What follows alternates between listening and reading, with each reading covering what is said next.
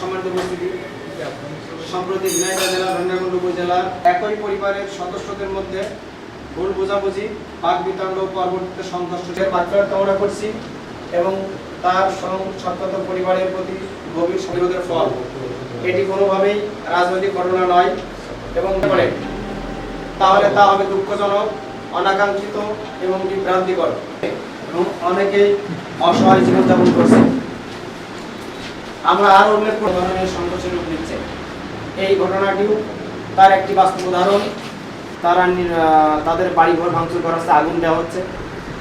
এইসব ব্যাপারে আমরা প্রথমত বিষয়টাতে রাজনৈতিকভাবে রূপ নেয়, তাহলে বিষয়টা আমরা রাজনৈতিকভাবে মোকাবেলা করব। তখন সারা বাড়িঘর ভাঙচুর, অগ্নিসংযোগ সেক্ষেত্রেও মামলার প্রস্তুতি চলছে।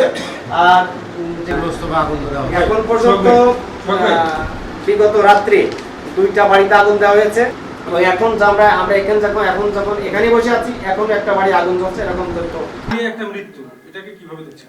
এইটা একটা রাজনৈতিক বক্তব্য বলে আমি মনে করি। বিএনপির যা সংগঠিত হয়েছে, আমরা এটাকে বলছি, এটা কোনো রাজনৈতিক সহিংসতায় কোনো মৃত্যু নয়, এটা স্বাভাবিক মৃত্যু। পারিবারিক একটা কলহের জোরে যেটা হয়েছে, এটা রাজনৈতিক কোনো বিষয় নাই। একটা বিশেষ মহল এটাকে রাজনীতিতে রূপ দেওয়ার চেষ্টা করছে। আমরা এই ধরনের হীন কর্মকাণ্ডের তীব্র নিন্দা এবং প্রতিবাদ জানাচ্ছি। যে এই পারিবারিক বিষয়টাকে যদি রাজনৈতিক অঙ্গনে নেওয়া হয়, তাহলে একটা খারাপ পরিবেশ সৃষ্টি হবে বা অনাকাঙ্ক্ষিত পরিবেশ সৃষ্টি হবে। সেটা আমরা কোনো ক্রমেই চাই না। যারা এটা বলছে তারা আসলে গোলাপানিতে মাছ শিকারের একটা চেষ্টা করছে।